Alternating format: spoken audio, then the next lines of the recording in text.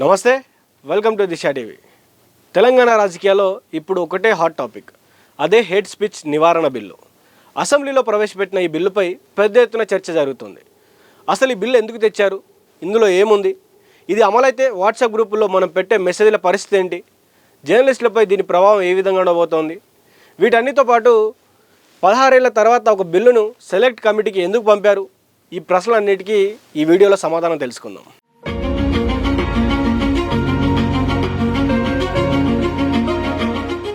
అసలు ఈ బిల్లు ఎందుకు వచ్చింది? డిజిటల్ విప్లవం పెరిగాక సోషల్ మీడియాలో ఎవరికి తోచింది వారు రాస్తున్నారు. కొన్నిసార్లు ఈ రాతలు వ్యక్తిగత దూషణల నుంచి మొదలై కులాలు మతాల మధ్య చిచ్చు పెట్టే వరకు వెళ్తున్నాయి. ముఖ్యంగా సోషల్ మీడియాలో వచ్చే విద్వేషపూరిత ప్రసంగాల వల్ల సమాజంలో నేరాలు పెరుగుతున్నాయని ప్రభుత్వం భావిస్తుంది. దీనివల్ల మతం, కులం, లింగం లేదా భాష ఆధారంగా వ్యక్తుల మధ్య శత్రుత్వం పెరిగి సామాజిక సామరస్యం దెబ్బతినే ప్రమాదం ఉంది.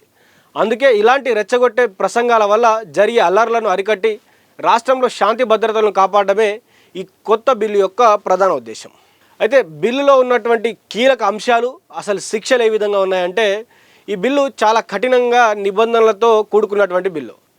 మొదటిసారి విద్వేషపూరిత నేరానికి పాల్పడితే 1 ఏడాది నుంచి 7 ఏళ్ల వరకు జైలు శిక్ష ఉండబోతా ఉంది. 50,000 రూపాయల జరిమానా ఉండబోతా ఉంది. రెండోసారి తప్పు చేస్తే శిక్ష మరింత కఠినంగా ఉంటుంది. 2 నుంచి 10 ఏళ్ల వరకు జైలు శిక్షతో పాటు ₹1,00,000 వరకు జరిమానా ఉండవచ్చు. దీంట్లో నష్టపరిహారం కూడా ఉండబోతా ఉంది. బాధితులకు నిందితుడి నుంచి నష్టపరిహారం చెల్లించేలా చట్టంలో నిబంధనలు కూడా ఉన్నాయి. అయితే ఈ బిల్లు ఎవరికి లాభం కలిగిస్తూ ఉంది, ఎవరికి నష్టం కలిగిస్తూ ఉందంటే, ఈ బిల్లు వల్ల మనకు 2 కోణాలు ఉన్నాయి. ఒకటి లాభం, రెండోది నష్టం. అసలు లాభం ఎవరికంటే సామాన్య ప్రజలకు, సోషల్ మీడియాలో వేధింపులకు గురయ్యే వారికి, తప్పుడు ప్రచారాల వల్ల నష్టపోయే వర్గాలకు ఇది రక్షణ కల్పిస్తుంది. ప్రభుత్వానికి కూడా దీనివల్ల లాభం ఉంది. శాంతి భద్రతలను కాపాడడం సులభం అవుతుంది. ఎవరికి నష్టం అంటే, ఎవరు ఆందోళన పడుతున్నారంటే వాట్సాప్ అడ్మిన్లు. ఇప్పటి వరకు గ్రూపులో ఎవరైనా తప్పు పోస్ట్ చేస్తే అడ్మిన్ను అడిగేవారు. కానీ ఈ చట్టం ప్రకారం ఆ పోస్ట్ను షేర్ చేసినా లేదా ఆ గ్రూప్లో ఉన్న సభ్యులపై కూడా కేసులు నమోదు చేసే అవకాశం ఉంది. అయితే దీంట్లో ఇంకా ఎవరు ఆందోళన పడుతూ ఉన్నారంటే జర్నలిస్టులు ఆందోళన పడుతూ ఉన్నారు. ప్రభుత్వంపై లేదా అధికారులపై విమర్శాత్మకంగా వార్తలు రాస్తే అది విద్వేషపూరిత నేరం కిందకు వచ్చే ప్రమాదం ఉందని జర్నలిస్ట్ లోకం ఆందోళన చెందుతూ ఉంది. రాజకీయ పార్టీలు కూడా ఏవైతే ప్రతిపక్షాల గొంతు నొక్కేందుకు దీన్ని ఒక ఆయుధంగా వాడుకుంటారనే విమర్శలు కూడా వస్తున్నాయి. ఎందుకంటే అధికార పార్టీ ఎప్పుడు కూడా ప్రతిపక్షాల యొక్క గొంతు నొక్కే అవకాశం ఉంది కాబట్టి దీని యొక్క ప్రభావం వాళ్ళ మీద పడే అవకాశం కూడా ఉంది. అయితే దీంట్లో మరొక విషయం ఏంటంటే, సెలెక్ట్ కమిటీ అంటే ఏంటి, అసలు ఎందుకు సెలెక్ట్ కమిటీకి పంపారు? తెలంగాణ రాష్ట్రం ఏర్పడ్డాక ఒక బిల్లును సెలెక్ట్ కమిటీకి పంపడం ఇదే తొలిసారి. గత 16 ఏళ్లలో ఉమ్మడి రాష్ట్రంలో కూడా ఇలా జరగలేదు. అసలు సెలెక్ట్ కమిటీ అంటే ఏంటంటే, అసెంబ్లీ లేదా కౌన్సిల్ సభ్యులతో కూడినటువంటి ఒక ప్రత్యేక బృందం. వీరు బిల్లును లోతుగా అధ్యయనం చేస్తారు.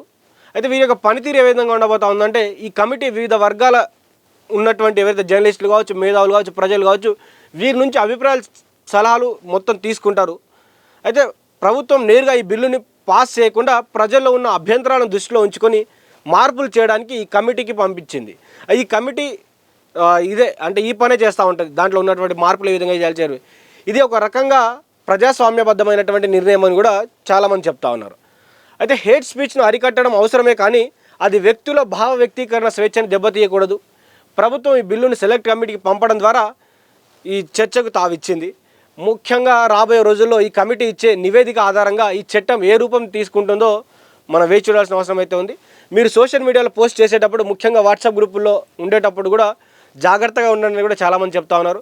అది ఎదుటి వారిని కించపరిచేలా లేకుండా, అంటే మీ పోస్ట్ ఏదైతే ఉందో అది ఎవరిని కూడా కించపరిచే విధంగా ఉండొద్దని కూడా చాలామంది చెప్తున్నటువంటి అంశం. అయితే ఈ బిల్లు ఎప్పుడైతే చర్చకు రావడం జరిగిందో, చర్చకు వచ్చిన తర్వాత కూడా ప్రతిపక్ష పార్టీలన్నీ కూడా ఇబ్బంది పడతా ఉన్నటువంటి పరిస్థితి. ఎందుకు ఇబ్బంది పడతా ఉన్నాయంటే, ఈ బిల్లు వస్తే నిజంగానే ప్రతిపక్షాల గొంతు నొక్కి ప్రయత్నం చేస్తూ ఉంది ప్రభుత్వం.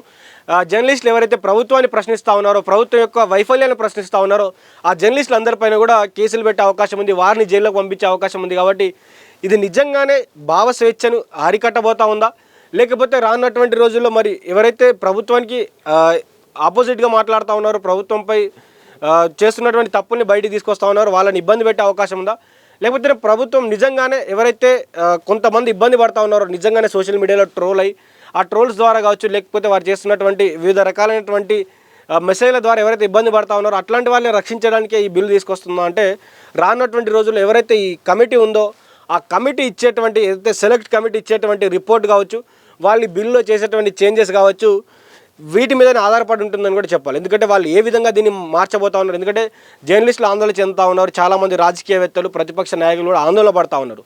ఈ బిల్లులో నిజంగానే ప్రభుత్వం గురించి కావచ్చు, ప్రభుత్వ పథకాల గురించి కావచ్చు ఏదైనా మాట్లాడితే మరి కేసు పెట్టి వారిని ఇబ్బంది పెట్టే అవకాశం ఏమైనా ఉందా, జైల్లోకి పంపించే అవకాశం ఏమైనా ఉందా అని కూడా చాలామంది ఆందోళన పడుతూ ఉన్నారు. అయితే ఈ బిల్లు ఎందుకు తీసుకురావాల్సి వచ్చిందనేది కూడా చాలామంది చర్చకు తీసుకొస్తూ ఉన్నారు. అసెంబ్లీలో మండలిలో కూడా దీనిపైన పెద్ద ఎత్తున చర్చ జరగడం జరిగింది. మరి ప్రభుత్వం మాత్రం సామాన్యులు చాలామంది ఇబ్బంది పడుతూ ఉన్నారు ఈ సోషల్ మీడియా ద్వారా, కాబట్టి దీన్ని అరికట్టడానికి తీసుకొస్తామని వాళ్ళు చెప్తా ఉన్నారు. కానీ ప్రతిపక్ష నాయకులు మాత్రం సామాన్యుడి భావ స్వేచ్ఛను అరికట్టడానికే ప్రభుత్వం ఈ పని చేస్తూ ఉంది, ప్రభుత్వం ఈ బిల్లును వెనక్కి తీసుకోవాలని కూడా డిమాండ్ చేస్తూ ఉన్నారు. అసలు ఈ బిల్లుపై మీ అభిప్రాయం ఏంటి? ఇది సోషల్ మీడియాను కట్టడి చేయడానికేనా లేక నిజంగానే సమాజంలో ఉన్నటువంటి ప్రజల కోసమా? మీరు కామెంట్ చేయండి. అసలు మీరేమనుకుంటా ఉన్నారు, మీ మనసులో ఏముంది, మీరేం ఆలోచిస్తూ ఉన్నారు ఈ బిల్లుపై? అదేవిధంగా ప్రభుత్వం తీసుకున్నటువంటి నిర్ణయం కావచ్చు, రానున్నటువంటి రోజుల్లో ప్రభుత్వం తీసుకున్నటువంటి నిర్ణయం ఏ విధంగా ఉండబోతుందో కూడా వేచి చూడాల్సిన అవసరం అవుతుంది. చూస్తూనే ఉండండి దిశ టీవీ.